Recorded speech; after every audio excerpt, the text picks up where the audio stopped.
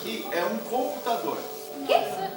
Essa peça aqui que vocês estão vendo, toda essa peça aqui, azul, é o disco rígido do computador, é o HD dele. Para vocês terem uma ideia do que é um HD, isso aqui é um HD de notebook. Estão vendo? O HD desse computador, estou vendo aqui para você ver o tamanho dele. Ó, dá para ver o disco aqui, né? Tá vendo? Esse é o HD desse computador. Para ter uma ideia, esse aqui é o estabilizador de um computador normal, da década de 80. Esse aqui é o estabilizador do computador. Estão vendo? Entenderam? Olha só o cabo dele aqui. Esse estabilizador equivale à potência de 150 computadores hoje. E para eu... Ah, e a CPU é essa aqui, ó. Tá vendo? Para eu operar essa máquina,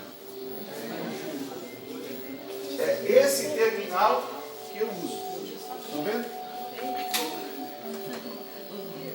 Para vocês terem uma ideia, só o teclado desse terminal, esse teclado aqui, ele tem um manual interno, tá vendo? Um livro para poder estudar, para poder operar só o teclado.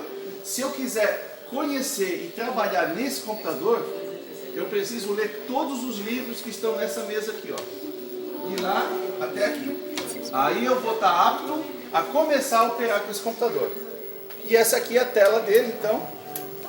Né? É a tela de teste que funciona. Quanto custa esse teclado? Só esse teclado, a gente achou um usado no eBay no valor de $10.500. $10.500 dá mais de R$50 mil só por teclado. Entenderam? Então são computadores valiosíssimos. E então a gente só liga e desliga ele para que não estrague e que outras turmas possam também ver esse aqui. Nós temos 5 máquinas dessas, mas das 5, somente essa funciona totalmente. Essa, claro, e os outros terminais que estão ali na frente. Beleza? A unidade de armazenamento. O computador ele tem o que hoje? Vocês querem copiar alguma coisa do computador? Vocês usam o que? Vocês usam que equipamento para transportar a informação? Pendrive. Muito bem. Antes do pendrive, o que existia? CD. CD. Muito bem. Vocês sabem qual é a memória desse computador aqui? Essa aqui, ó. A fita magnética. Parece um disco de embreagem. Ó. Puxa, toma ali. Parece um disco de embreagem. E aí tem o leitor de fita magnética que é usado nesse computador. Certo? Alguma dúvida? Não. Quanto custou ele? Eu tenho nota fiscal. Essa peça aqui, só a CPU dele, a disquete também, aqui, também o disquetezinho dele. Essa CPU aqui custa $905 mil. Só essa aqui. Que equivale a R$4,5 milhões. É uma Ferrari. E essa aqui, que é o HD, isso aqui é um luxo, não existia HD na época. Os computadores eles só compravam essa peça. Essa aqui é um acessório. Para ter um HD desse, a pessoa tem que desembolsar mais $1,2 milhão. Então, essa aqui com essa, passava de $2 milhões, que equivaleria a mais de R$10 milhões. Estão vendo o valor de um computador? Por isso que as pessoas não tinham computador em casa. Tamanho, preço e o que eu vou fazer no computador, né? Beleza?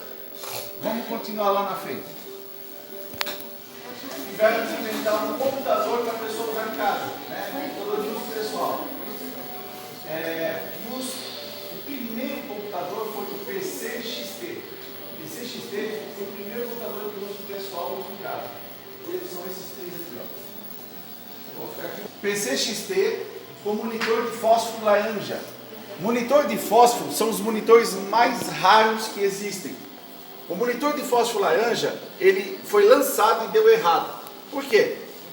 Porque as pessoas ficavam mais ou menos 1 a 2 horas olhando para o monitor e ficava com a vista irritada. A pessoa se irritava.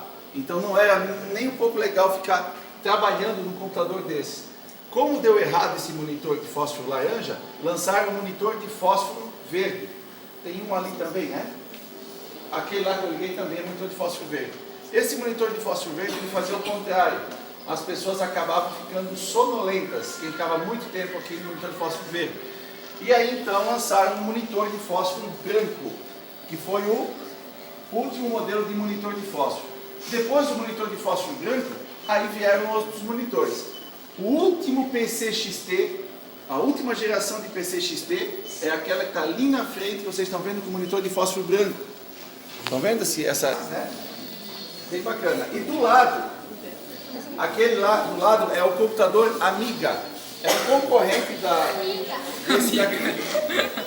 Porém, esse computador é um computador americano.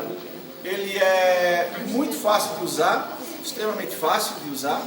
E é o computador que estava à frente do nosso tempo, porque enquanto nós estávamos com monitores de fósforo preto e branco, né, lá já era monitor colorido. E o computador já tinha som, ou seja, já dá para jogar jogos com efeitos sonoros, coisa impensável para a época. Tá? Nessa mesa a gente deixou reservado todos os modelos de computadores e concorrentes. Por exemplo, temos a Prológica, olha que coisa mais feia, né? Que medonho. Os computadores da Prológica e os seus modelos, aqui é a impressora da Prológica. Aqui vocês podem ver que tem os TKs. Atrás são os Apple, né? Então os Apple estão lá. Então aqui tem vários concorrentes da década de 80. Década de 80 e 90. O mais legal, o mais bacana que o outro. Beleza? Vamos falar de notebook. Olha só. Eu tenho aqui a peça mais valiosa de todas, que é o primeiro notebook do mundo. Poxa, mas aquela lá não é a mais valiosa? Sim. Porém, essa peça foi a que mais deu trabalho para deixar ela funcionando. Tá? E a gente gastou muito dinheiro, a gente já pensou em desistir. E o museu só ia abrir se eu conseguisse fazer esse computador funcionar. Então, eu apresento a vocês aqui, o primeiro notebook do mundo. Tá vendo? A tela dele é essa telinha de 5,6 polegadas. Não nem dá pra enxergar. O notebook funciona assim, ó. Esse aqui é o teclado dele. E ele é encaixado assim. Roda Minecraft. Não, parece um Lego, filho. Você tá melhor? É bom que dá pra levar. Será que dá pra jogar também? E aí, Você carregava. se carregava. É uma maleta, tu acertou? Olha só. Aí a gente vai carregar ele. Esse aqui. Esse notebook não era chamado de notebook na época. Eles chamaram de computador portátil. Quem lançou ele foi o Adams Osborne. Por isso que o nome do notebook se chama Osborne. Ele pesa, né, 13 quilos. E ele foi projetado para caber embaixo de um avião, do assento de um avião. Porque a pessoa que tinha um notebook desse na época, com certeza era rico, andava no avião. Era pilha? Vamos ligar ele? Uma pilha, cara. Então, ó, estou ligando o notebook. A dona Márcia grava tudo. Vocês já vão ver uma tela aqui, a tela de fósforo verde, que vai aparecer aqui então, Bota no Não mexe em cima. já o modelo. Eu vou deixar a cabeça, não vou tirar não. Tá desenho. Já vai carregar. Ele nunca acaba batendo. É da óculos? E aqui eu já consigo fazer algum comando, né, ó. Vou listar os arquivos, ele já está listando para mim Parece os rápido. arquivos. Esse computador, ele é tão lento que na época o único jogo que dava para instalar nele é um jogo chamado Adventure. Esse jogo, ele é de 1970 e é um jogo de texto. O que é jogo de texto? É um jogo que vocês têm que ler para poder jogar. Então ele é em inglês, vocês ficam lendo assim, ó, você está numa floresta, de repente você tem uma encruzilhada e tem que escolher entre para a direita ou para a esquerda. Você vai em que caminho? Aí você bota lá, left ou right, né? Então left. Você cai no buraco, volta no início. Você está numa floresta, tá. Então você tem que escrever o que você vai fazer. Se você vai pular, se você não vai pular, se você... Então um jogo de texto, não existe jogo. Se botar qualquer coisa que se mexa, o computador trava. A placa de vídeo dele é muito antiga e não suporta esse tipo de jogo. Legal? Sim. E como carrega ele? Vou desligar ele, né, para não... E como carrega ele? É, uma vida aqui tem um cabo. Ah, outra coisa, ele não tem bateria, tá? Isso é um luxo. Vai acontecer muito mais na frente com computadores que tem bateria. Esse só dá para ligar se for no cabo, tá bom? Interessante. Legal. Parece um elefante. Vamos continuar então? Depois eu vou mostrar a evolução dos notebooks. Mas vamos falar um pouquinho, já que nós estamos aqui, vamos falar um pouquinho das impressoras? Pessoal, Tem um Facebook, podem chegar mais todo mundo? As impressoras. A primeira impressora, na verdade, ela está lá junto com aquele supercomputador lá, né, o mainframe. Não dá para ver, depois aos poucos eu vou chamar de 5 em 5 para vocês poderem olhar a impressora, as unidades de armazenamento e tudo mais. Mas vamos falar da evolução. Algum de vocês já trabalhou com máquina de escrever? Não? Hoje vocês vão escrever de verdade numa máquina de escrever. eu sou muito nerd já. Mas enfim, as impressoras elas surgiram com a ideia da máquina de escrever. Porque essas impressoras aqui são as primeiras, são as matriciais, funcionam da seguinte forma: existe toda ela, tem uma bola aqui no meio, que é o cabeçote dela. Esse cabeçote, vou tirar um cabeçote aqui, existe o que? Agulhas. Eu puxei uma agulha delas para fora, essas agulhas vão até no final e elas batem no carbono, que é a fita dela, e aí batendo no carbono, ele bate na folha e suja a folha.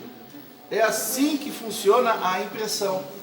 E no final, o resultado é esse aqui. Estão vendo? Essa aqui é a resolução máxima de qualidade na época de uma impressora matricial. Né? Aqui tem outro desenho. Depois eu vou mostrar mais desenhos e vou mostrar uma impressora dessa em funcionamento. Então tem vários modelos. Esses são os primeiros papéis. São os zebrados que a gente fala, né?